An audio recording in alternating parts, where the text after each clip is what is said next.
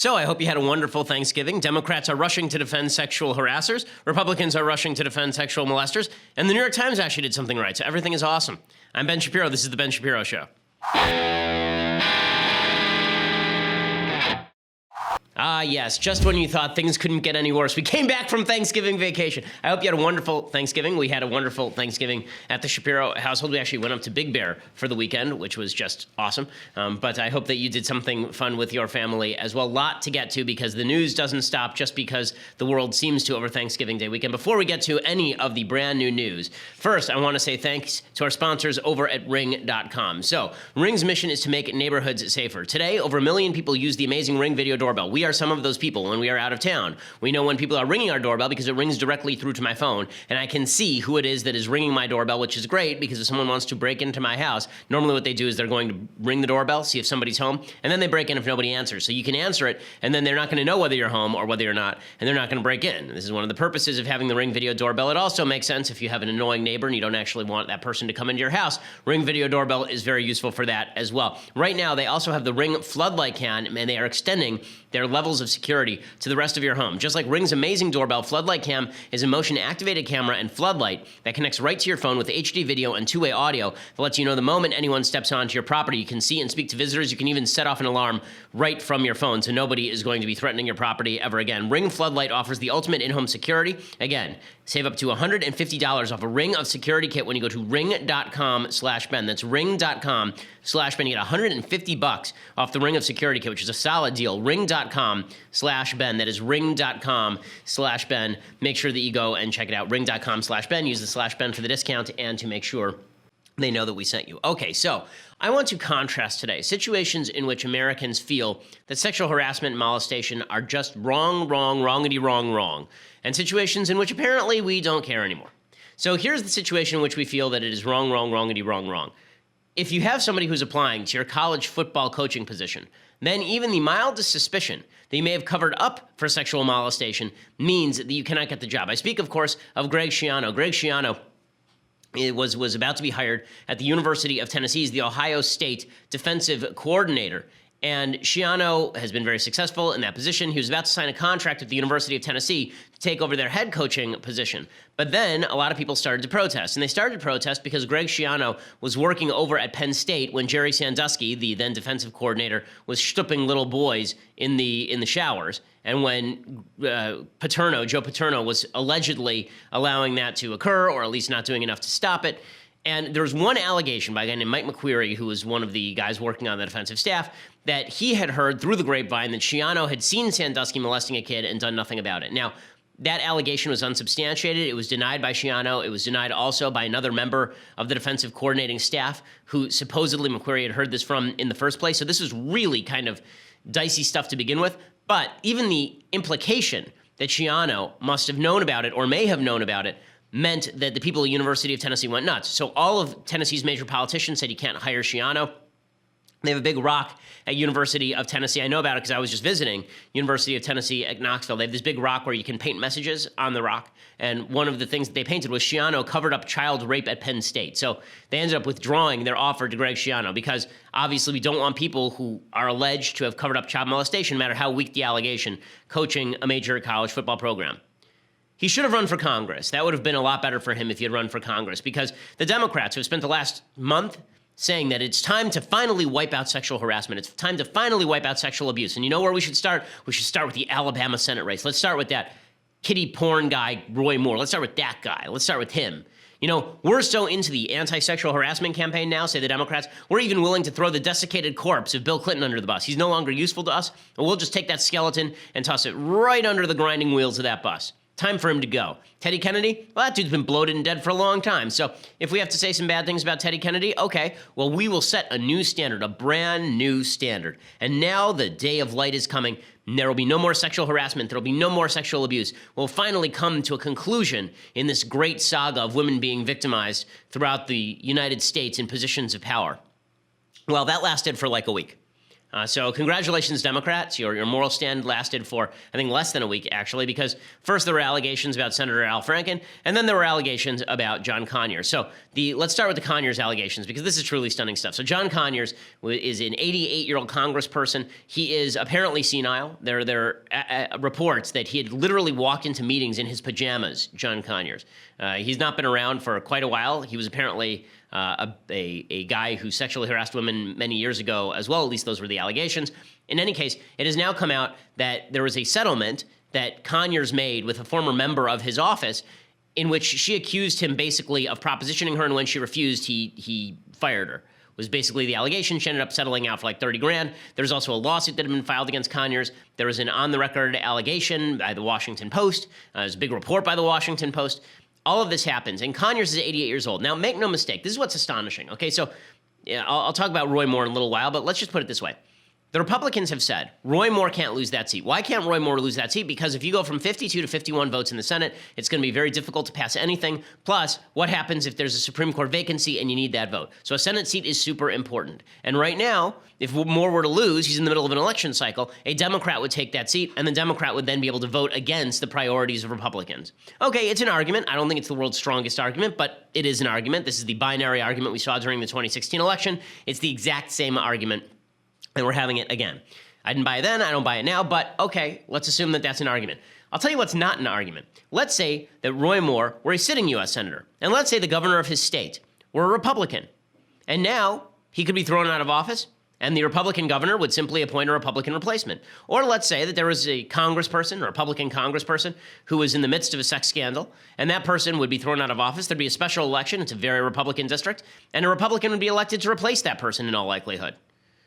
Wouldn't that sort of take away even the argument that there's a binary choice? Well, this is what's so incredible about what the Democrats are doing. Republicans made the argument about Moore. You can't have Doug Jones in there. Again, I think that I don't want Doug Jones in there either. I think the moral choice in Alabama is to sit it out or to write somebody in instead of Roy Moore. But at least there's an argument that the Senate seat's important. There's no argument that Al Franken's Senate seat is important, because it's not. There's a Democratic governor of Minnesota right now. There's no argument that John Conyers' seat is important. He's in like a D plus 1,000 district. John Conyers has been reelected for 22 straight terms, I believe. The guy runs like a medieval fiefdom. Okay, if he's thrown out, guess what? A Democrat will replace him.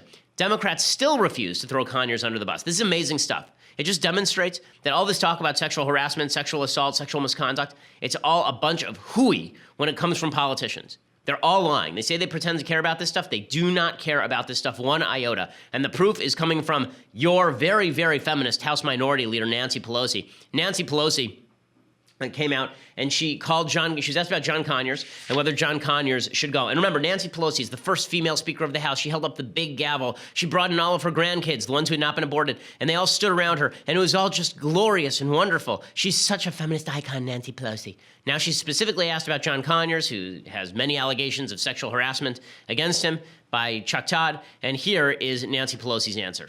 You said there's now a zero tolerance. Yes. John Conyers, what does that mean for him right now? But let's say in or out? We are strengthened by due process. Just because someone is accused, and was it one accusation? Is it two? I think there has to be. John Conyers is an icon in our country.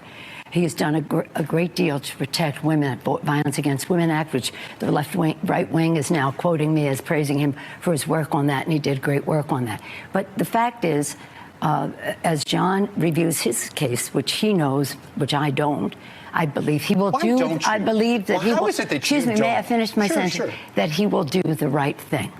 He will do the right thing. So here's what he did. He stepped down from the House Judiciary Committee, which the Democrats wanted him to do anyway, because they want somebody who is not senile in charge of that committee. But when she says, we don't know the accusers, how many there are, or what they've said, well, we know there's a settlement. We know there is a Washington Post story full of allegations. We know that you're calling on Roy Moore to step down from his Alabama Senate race over over allegations that are quote unquote similarly vague, because they're not vague, right? Nancy Pelosi, great feminist hero, says John Conyers is an icon, he must stay. And then she goes even further. She defends Franken, she defends Bill Clinton, and then she calls Roy Moore a child molester. I don't know how you can hold a standard of evidence that says that Al Franken is innocent, Bill Clinton is innocent, and Roy Moore is guilty. That standard of evidence does not exist.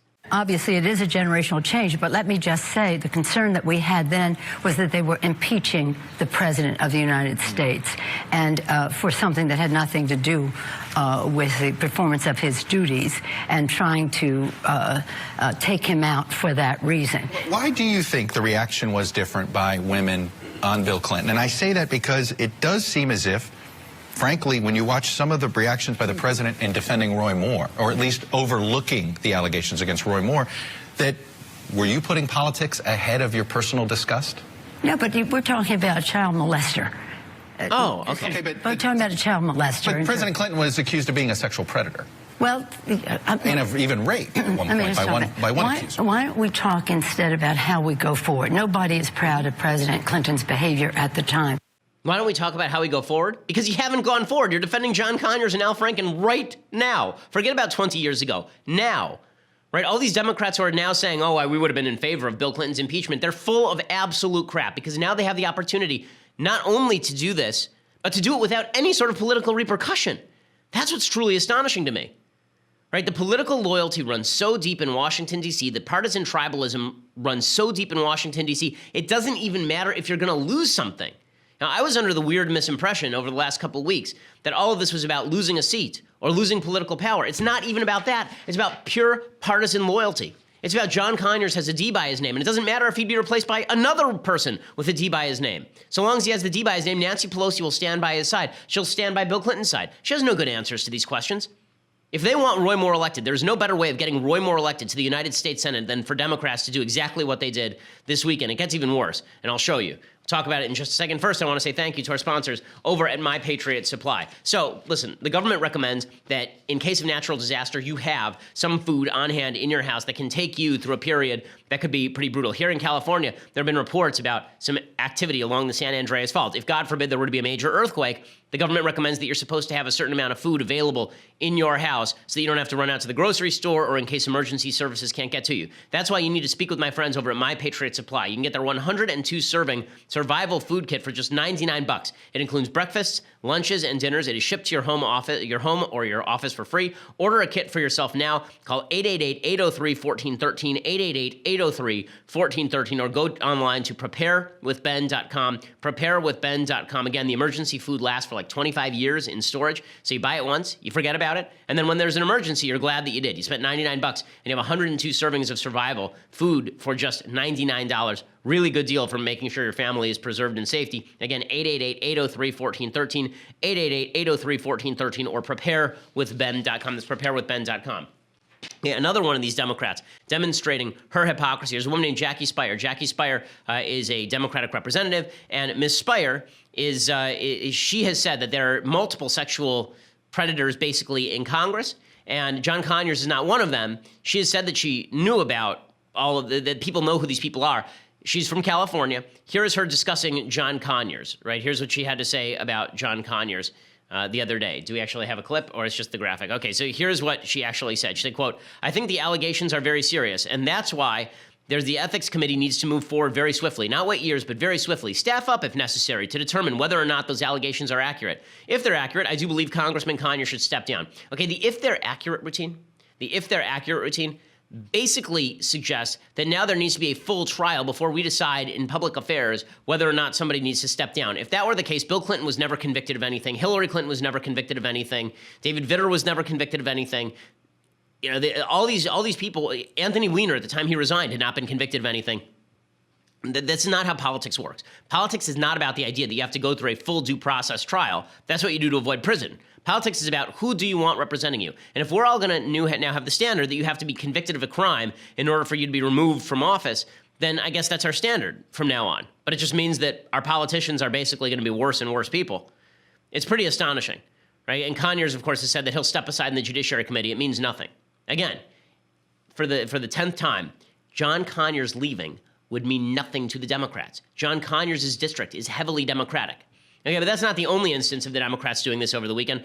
Over the weekend, the Democrats came out and defended Al Franken. So Al Franken has come out and he said he's ashamed, but he's not stepping down. He's ashamed of his behavior. He said that he can still be effective. He said, quote, "I've let a lot of people down, and I'm hoping I can make it up to them and gradually regain their trust."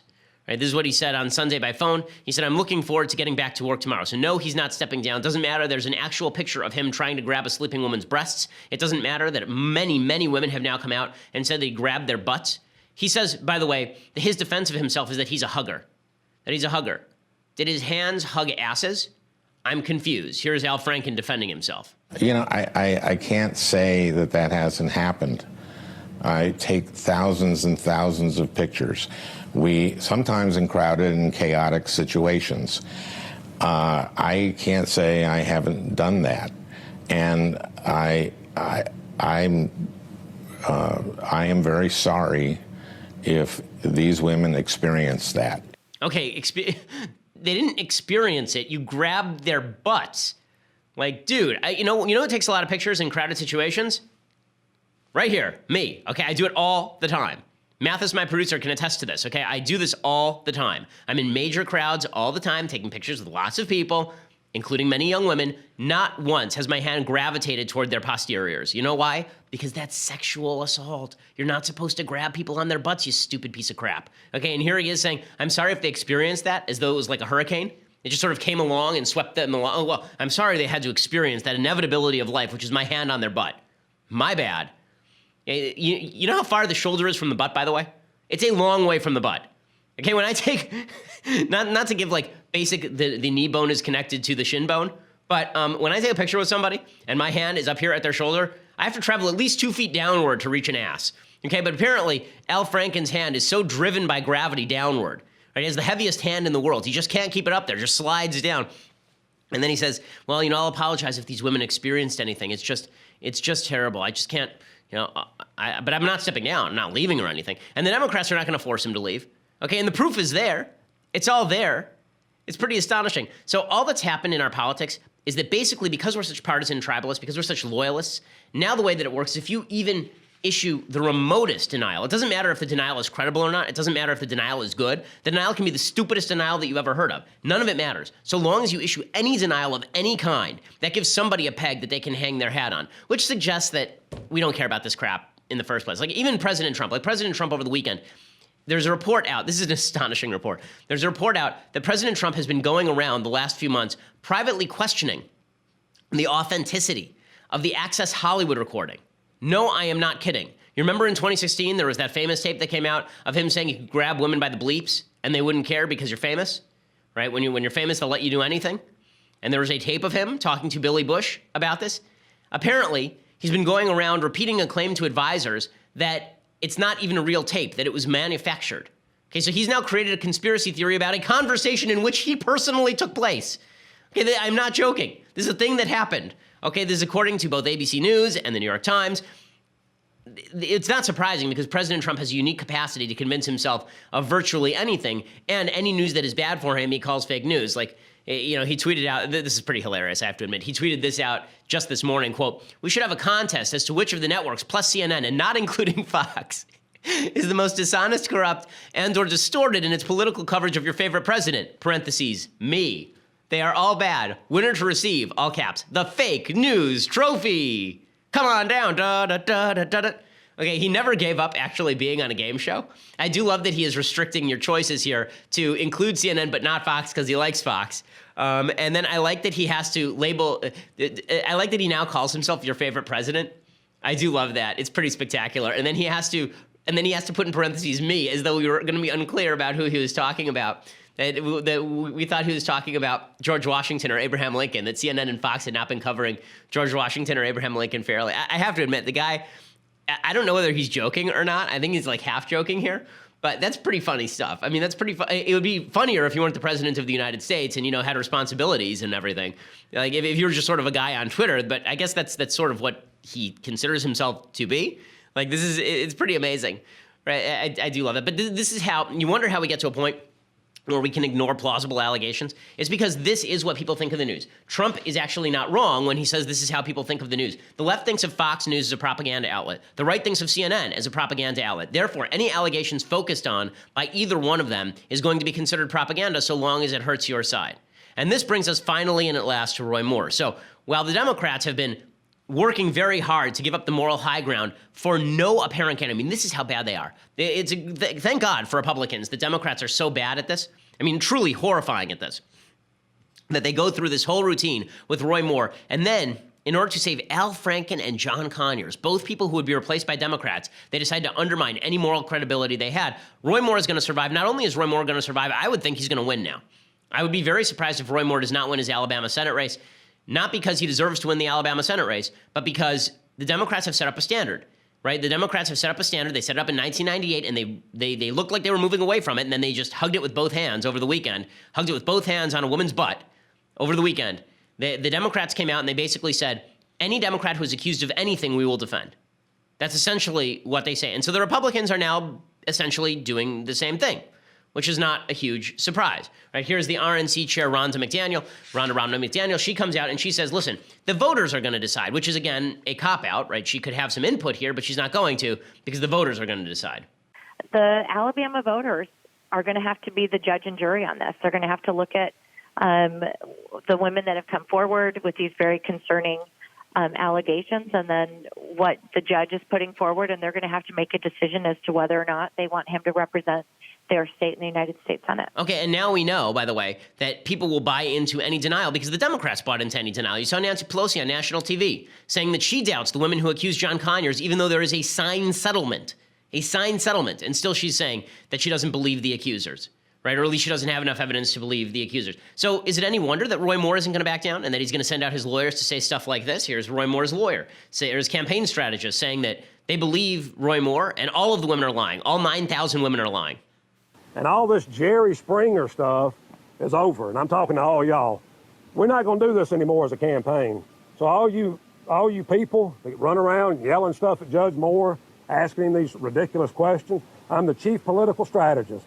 And my advice is every time they yell something like that to you, Judge Moore, or to the campaign, just think it's a Jerry Springer show. Don't answer it.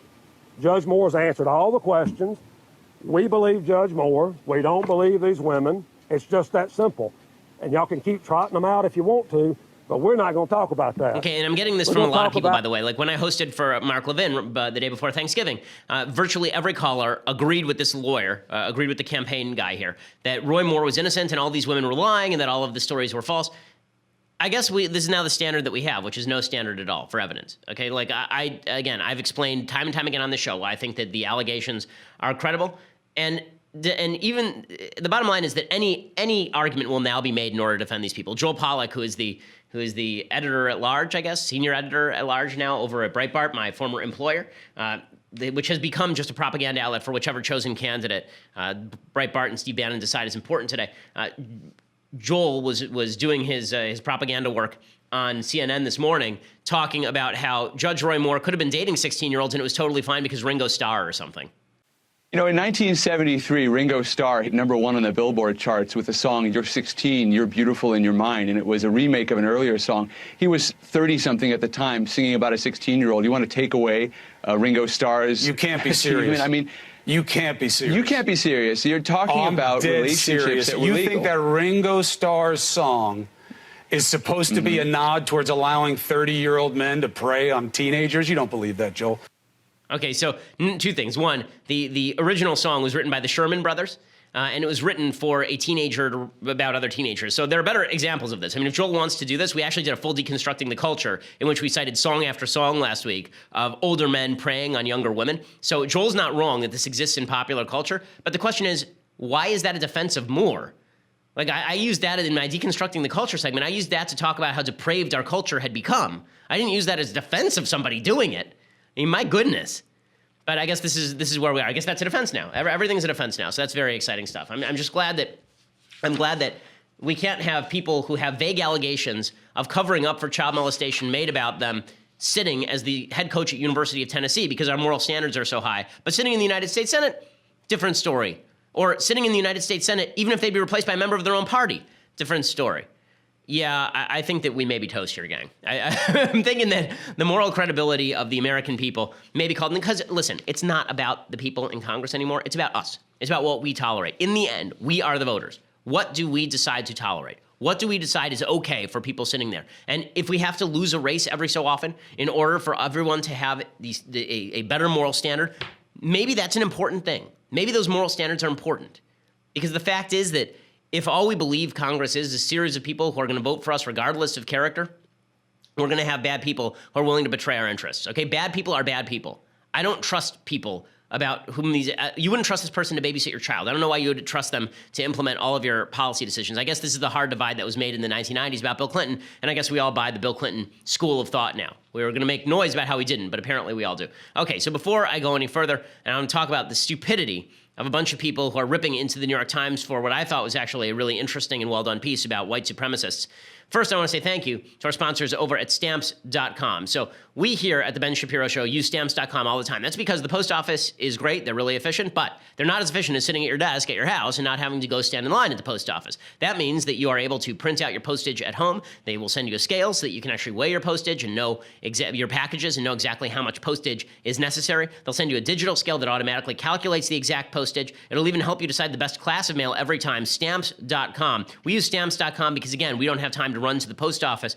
Right now, you too can enjoy the Stamps.com service with a special offer. It includes a 4-week trial plus postage and a digital scale without long-term commitments. Go to Stamps.com, click on the microphone at the top of the homepage, and type in Shapiro. Again, click on Stamps.com, type in, there's a microphone at the top of the page, click it, and type in Shapiro, and you will get a 4-week trial plus postage and a digital scale without long-term commitments, which is an awesome deal. You know, before I get to this New York Times piece, I just need to give you a brief rundown on what's happening over at the Consumer Financial Protection Bureau, because this has become an issue in the last couple of hours. Basically, here's the story, according to the Washington Post. As a Republican congressman, Mick Mulvaney called the Consumer Financial Protection Bureau a joke and said he wished it didn't exist, mainly because it's kind of a joke and it shouldn't exist. On Monday, Mulvaney showed up at the agency's D.C. offices with a bag of donuts and a new title, Boss. But after a frantic weekend of political and legal posturing, Mulvaney's arrival represented a new escalation of tensions over who ultimately will lead the agency. A day earlier, Leandra English filed suit claiming she is the rightful acting director. So leadership of the agency was thrown into doubt last Friday when Richard Cordray stepped down as CFPB director and said his chief of staff, English, would temporarily replace him. A few hours later, Trump named Mulvaney the Office of Management and Budget Director and longtime critic of the CFPB to do the job. Okay, let's put it this way. This is insane. What Richard Cordray did here and what Leandra English are doing here, it's crazy. There are two bills that are governing. Okay, bill number 1 was passed in 1998, and it says the president has the power to fill all of these vacancies. Right? In 1998, there's a bill that specifically says the president has the power to fill the vacancy. And then there is the Dodd-Frank bill, and the Dodd-Frank bill says that the director, when he steps down, can appoint an interim acting director. Okay, that may be true, but the president can trump that if the president wants to fill the slot, because otherwise the person is not subject to appointment. The person is not subject to senatorial go-ahead. Otherwise, you have a completely unaccountable bureaucrat appointing another unaccountable bureaucrat. That's not the way that separation of powers works. This is an executive branch agency. Either the person who is appointed has to be appointed by the president and approved by the Senate, or it has to be appointed by the president. You don't have executive branch agencies that run independent of the executive branch and the legislative branch. I mean, I guess the contention here is that Richard Cordray becomes his magical own dictator, that the minute Richard Cordray steps into that office, now he has the power to appoint successors, and he gets to run the place the way that he wants to run the place. That's not how this works. I mean, Richard Cordray was appointed, I believe, by President Obama, was the idea. And Richard Cordray, I mean, this is a political stunt. There's no question that this is a political stunt. They could have fired him.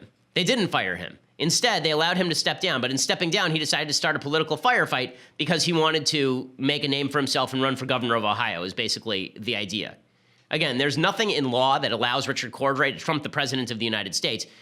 Remember that originally Obama appointed Cordray by using an unconstitutional recess appointment. Democrats threatened to change the filibuster rules, and Republicans surrendered. This is back in 2013. And then in 2013, the Senate confirmed the guy to a 5-year term. But this is pretty cynical stuff. The National Review has a good piece by Ronald Rubin on this. Essentially what it says is, since 2010, Republicans have argued that the CFPB's unique structure, an independent agency whose single director the president can fire only for cause with guaranteed funding through Federal Reserve Bank profits rather than the congressional appropriation process, is a recipe for government abuse if not unconstitutional. Cordray proved them right. Elizabeth Warren is the person who made these changes through Dodd-Frank. and Cordray deployed it. The Bureau's powerful media division dictated policy to its regulatory professionals and relentlessly exaggerated the agency's achievements in daily press releases and social media posts. Political operatives used the CFPB's super independence to stonewall congressional subpoenas and hide unethical investigation tactics, internal discrimination problems, and other inconvenient facts. Republican critics were dismissed as Wall Street sycophants. Meanwhile, millions of dollars were diverted from the CFPB to Democratic allies. From 2014 to 2017, the Bureau paid $11 million a year to rent office space in an Obama fundraiser's building. They were allowed to do this because they basically ran the place like a fiefdom again. And then he entrenched, Cordray put a bunch of Democratic employees in during the first half of 2017, and then he awarded a $15 million contract to another one of Obama's friends. He's been doing all this stuff. And then finally, Trump was going to use the Federal Vacancies Reform Act of 1998, that's the bill I was referring to appoint Budget Director Mick Mulvaney to come in and clean house at the CFPB. So instead, Cordray resigned and then appointed his own replacement. He appointed his chief of staff, the CFPB deputy director. And they cited language in the Dodd-Frank Act that the deputy director shall serve as acting director in the absence or unavailability of the director. Okay, that's not the same thing as he steps down, and even the bill itself doesn't say he can appoint his own replacement. It says that if he's absent or unavailable, like he's overseas or something. But there's no question that Trump is going to win this thing in court. I mean, if he doesn't win this thing in court, it's just another example of insane political activism on the part of the courts, which would not actually be supremely surprising. Okay, now meanwhile, the New York Times has been accused of sympathizing with Nazis. Yes, really, the left is now eating its own, which is somewhat delicious, but I have to say incredibly stupid. I'm going to talk about that in just a second, but first, we're going to have to go over to, you're going to have to go over to Daily Wire and subscribe. So for $9.99 a month, you can get the Daily Wire subscription. That means that you get the rest of this show live on video. It means you get the rest of the Michael Knowles show live on video and the rest of the Andrew Klavan show live on video. It means that you get to be part of our mailbag on Fridays. It means that when the Shapiro store comes, and it is coming, you will get discounts at the Shapiro store as well. Also, if you become an annual subscriber, then you get this. For $99 a year, you get all of that, which is cheaper than the monthly subscription. But you also get this, the greatest in all beverage vessels, the Leftist Tears hot or cold tumbler. You will never enjoy drinking anything as much as you will enjoy drinking beverages from this particular tumbler, which apparently grants immortality. I can't attest to that, but I haven't died yet, so far so good. Liberal to Leftist Tears hot or cold tumbler, you can get that with your annual subscription as well. If you just want to listen to the show later, then subscribe over at YouTube or SoundCloud or iTunes. Subscribe over at YouTube particularly because we have lots of good video material that comes out on a regular basis that you won't get if you just subscribe at SoundCloud or iTunes. But go over, subscribe, whatever your podcast app, we are available. We are one of the top podcasts in the nation. So make sure you subscribe and leave us a review as well. That always helps with our rankings. We are the top conservative and fastest growing conservative podcast in America.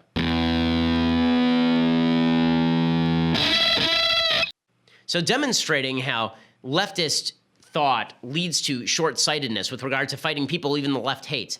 There is an article in the New York Times over the weekend that's getting all sorts of blowback. And there's a guy named Tony Hoveder. You've never heard of him because you're not a white supremacist. Tony Hoveder apparently is on a show called Radio Aryan. He'll call into a show called Radio Aryan, and he's the founder of some white supremacist political party. And he is a full-on neo-Nazi, basically. And there's an article in the New York Times that basically describes him as a regular guy with horrific views. What's funny is that the left finds this particularly repellent, that how dare they describe him as a regular guy in many ways with disgusting political viewpoints, as though everyone who has disgusting political viewpoints is, a guy with tattoos up his neck and a swastika on his forehead like Charles Manson, as though people can't hide in plain sight. And as though people aren't moved from mainstream political movements into fringe political movements with relative alacrity. If you want to talk about the risks of political extremism in the country, you have to acknowledge that there's a group of regular people who can easily be led astray by evil people masquerading as quote-unquote normies. Now, that's what this New York Times piece does. It says Tony and Maria Hoveder were married this fall. They registered at Target. On their list was a muffin pan, a four-drawer dresser, and a pineapple slicer. Miss Hoveder, 25, was worried about Antifa bashing up the ceremony. Weddings are hard enough to plan when your fiancé is not an avowed white nationalist. People are very angry at this. How dare the New York Times say they registered at Target and pretend these are normal people? Well, because a lot of people with evil beliefs. I mean, this is Hannah Arendt's entire theory, right? The banality of evil is that evil people are people who are evil. They're not monsters who you can identify easily, and that's why you have to be on your lookout. That's the whole point. And the whole point of this article is that you have to be on the lookout for people like Tony Hoveder, because Hoveder has evil views, but masquerades as a normal person.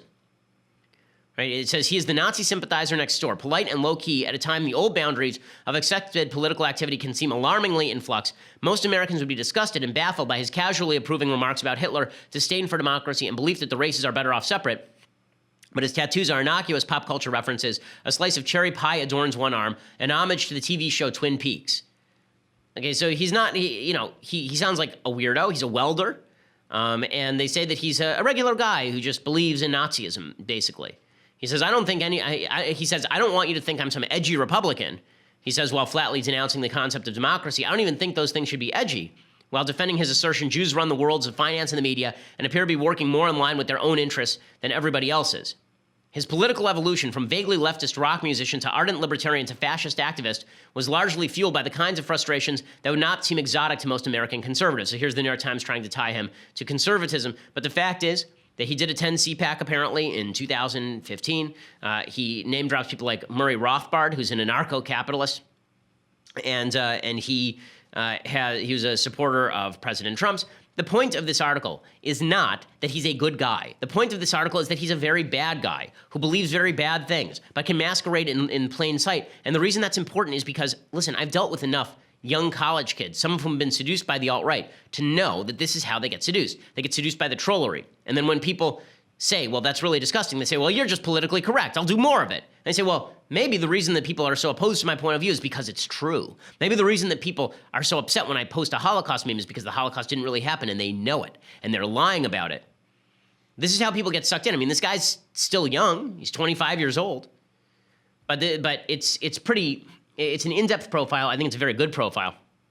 And the fact is that the left attacking the profile is one of the reasons the left is going to lose, because by attacking the profile, they're preventing people from truly understanding how these ideas materialize. And that's a huge mistake. Okay, time for some things I like and then some things I hate, and then we will go through a Federalist paper. So things I like. Over the weekend, I watched an uplifting film, a great Thanksgiving Day film about the Cambodian genocide. It's actually a very, very good film. So Angelina Jolie she directed this.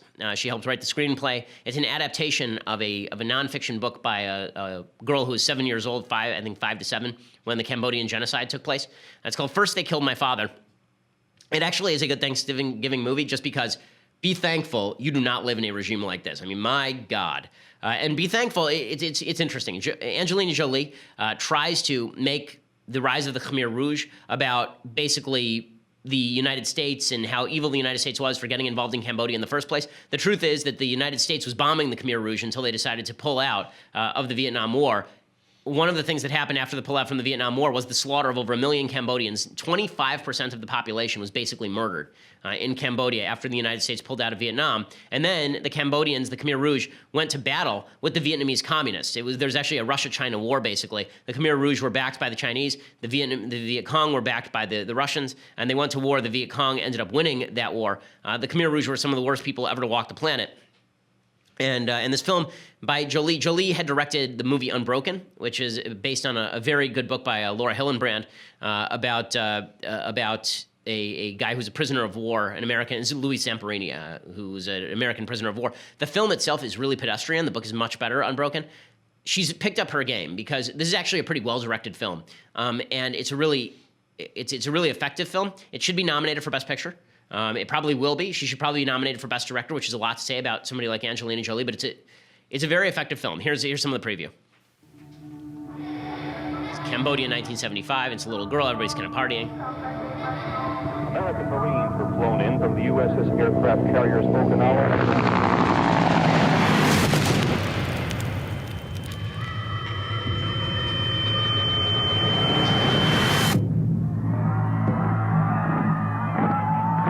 So her father works for the Cambodian government and then has to hide who he is. It doesn't save her life. Both of her parents are murdered in the film. This is not a giveaway. I mean, the film is called First They Killed My Father.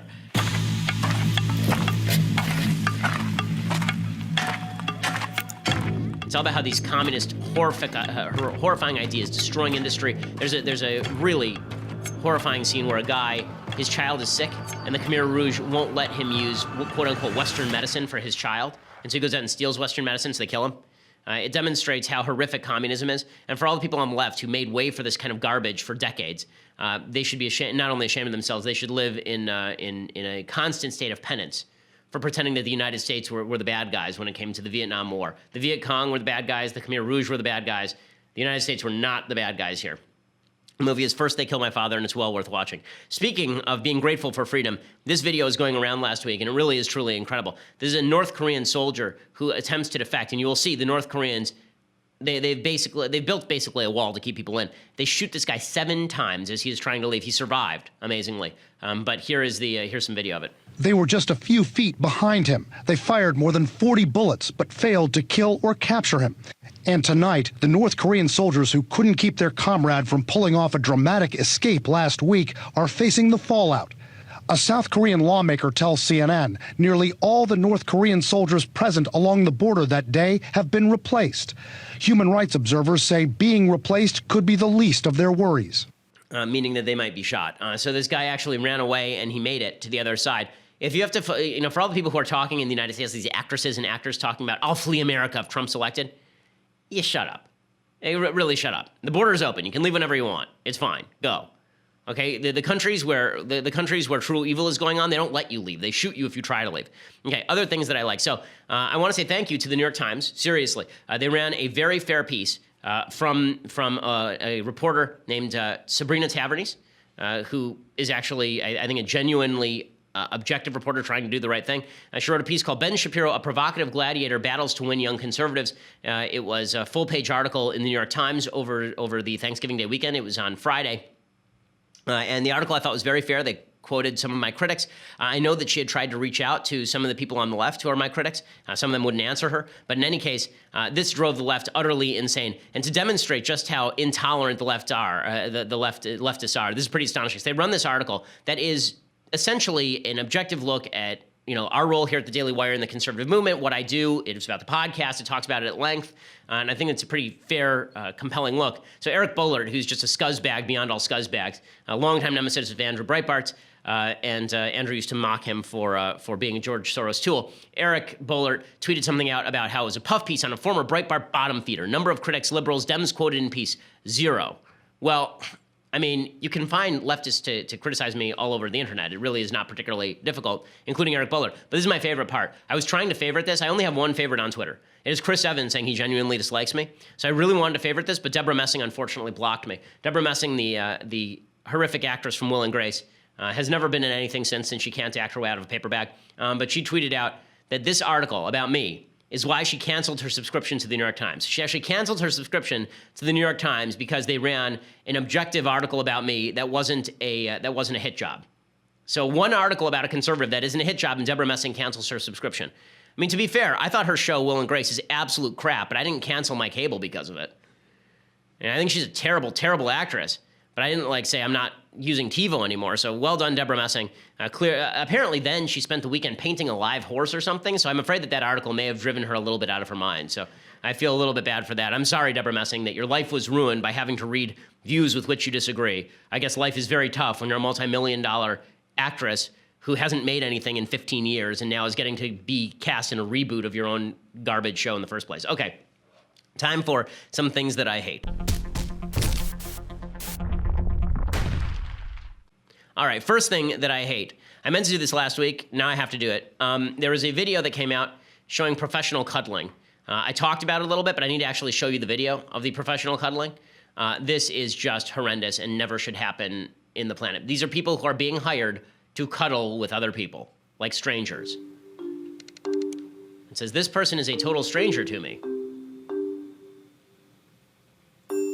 Her job is to give people cuddles. She's a professional cuddlist. During a cuddlist session, it's a safe space. It's a space where they get to explore touch. More likely than not, they're not getting the level of touch that they need in their everyday life. I'm just about to go for my very first cuddlist session, and personally, I have been going through a tough time lately, so I'm very curious to see if this session will help me in any way. It says the session starts by setting some ground rules. She asks you to think about what you're most comfortable with. As a first-timer, becoming relaxed wasn't easy. Because why do you have a stranger's... Says, how would you like me to join you? And she's like, I wouldn't. Says, I had to rely on this Cuddle Sutra book for inspiration. Okay. No. It says, yes, it's pretty awkward. You want to interlock cams? Yeah. Okay, and then this goes on. It gets better with time, though. Why would you... Why? Like, sorry. What? Yeah. Okay, so we're living in a society where we're worried about sexual harassment and sexual abuse. You hire a professional cuddlist, a rando, to come over your house, and they're professional. What makes you a professional cuddlist? Like, what makes you good at this? I'm just wondering, do you go to cuddlist school? Do you get a PhD in cuddling? And what in the actual F? Get a boyfriend. Get a dog. Like, seriously, people. You know what's happened? We've so much separated sex and touch from emotion that now we're trying to put those things back together, but without actually forming an emotional connection with the person. You have to hire the person in order to cuddle you. I mean, like, when guys used to do this, it was called a whorehouse. When women do it with other women, then it's just cuddling because there's nothing sexual going on, I guess. But it's like it's a random person that you're hugging. Like, what in the world? I think we're going to need to toughen up, gang. I think we're going to need to toughen up. I'm not sure Western civilization can survive the onslaught of reality if you're hiring people to lie next to you and cuddle you who you don't know. What in the world? Okay, I had other things that I hate, but I'm sorry, I have too much hate for this. There's no more room for others. So now we're going to do Federalist number 5. So every Monday we've been going through a Federalist paper, gradually making our way through all of the Federalist papers. So Federalist number 5 is by John Jay.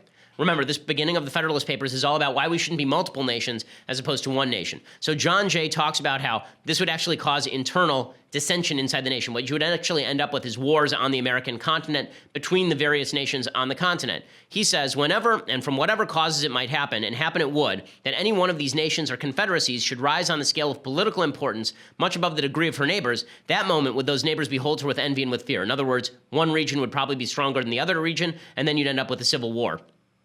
And he predicted in this Federalist paper, he basically predicts the Civil War. He says that the North would probably outearn the South, and this would cause the South to become jealous of the North, and this would cause the North to become overreaching, and then you would end up with a war between the two sides, even if they were separate countries. So secession would not actually solve the problem.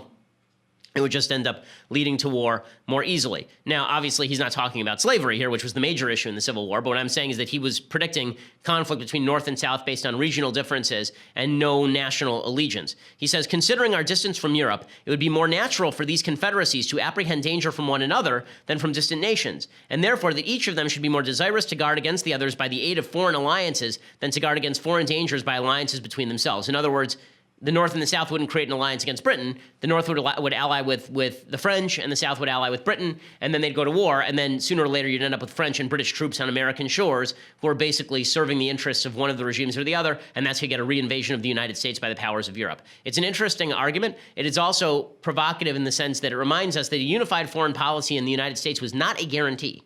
Right? There was a point where it was not clear that the United States was actually going to be the United States. It could have very easily been the disunited States, and that would have led to an awful lot of bloodshed. In fact, the only time when America tried to split apart, it led to the bloodiest war, costing the most number of lives in American history. So the founders knew what they were talking about when they talked about the necessity for uniting. It also reminds us that as much as we like to complain about the divisions in the United States right now, the divisions that would be caused by some sort of secession, like a violent secession, would be a hell of a lot worse. Okay, we will be back here tomorrow. Lots more to discuss. I'm Ben Shapiro. This is The Ben Shapiro Show.